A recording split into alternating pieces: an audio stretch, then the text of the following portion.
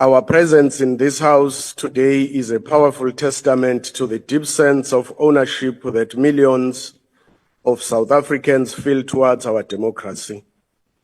Every party represented here reflects the full spectrum of our nation's diversity across race, culture, language, gender, and background.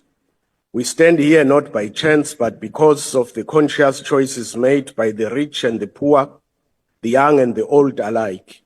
As the late Prince Mangosuthu Buthelezi so rightly observed, I quote, "Amongst the various national holidays that we observe in South Africa, Freedom Day is perhaps the most inclusive," close quote. There is much more to our shared history than 27 April 1994. Nevertheless, it is important to celebrate this reference point.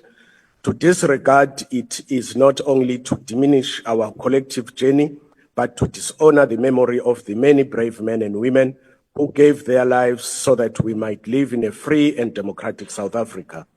It would be disingenuous to claim that no progress has been made since the advent of democracy.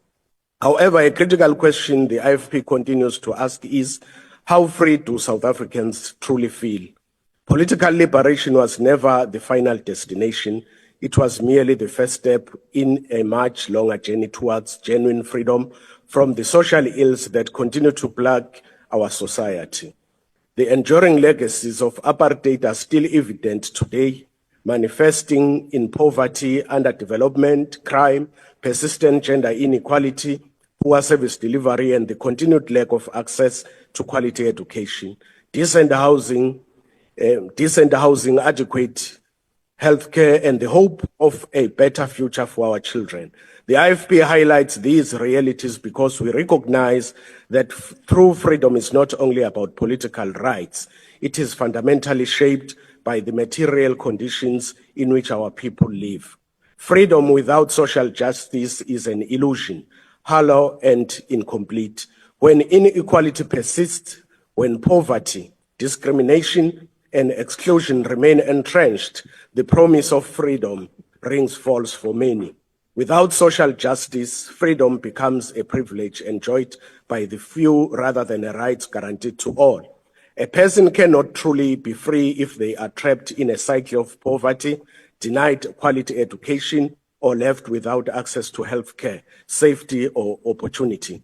In the absence of justice, freedom loses its transformative power and becomes a source of frustration rather than hope. For freedom to be meaningful and enduring, it must be underpinned by fairness, equity, and the active dismantling of structural barriers that deny dignity and opportunity to millions. Freedom is not merely the absence of oppression. With freedom comes responsibility. It demands active citizenship, accountability, and a commitment to the welfare of the country. True freedom requires that we not only cherish our rights, but also ensure they are extended to all, especially those still burdened by inequality and exclusion. In this way, the IFP believes that freedom becomes a shared project, one that we must nurture, defend, and grow together. Freedom Day is about acknowledging that we are all equally responsible for the future of South Africa, because we all have an equal say in who best represent our interests. I thank you, Madam Deputy Speaker.